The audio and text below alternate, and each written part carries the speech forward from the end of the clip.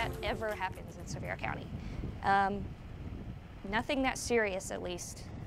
This evening, 2 men are in custody after police found 3 pipe bombs and 2 handguns during a traffic stop in Sevierville. 27-year-old Zachary Cushman and 42-year-old Kenneth Barnett, the 2 men on your screen now, are charged with possession of prohibited weapons and possession of firearms during a commission of a deadly felony. Cushman was also charged with unlawful possession of a firearm by a convicted felon. Barnett's charged with a window tint violation.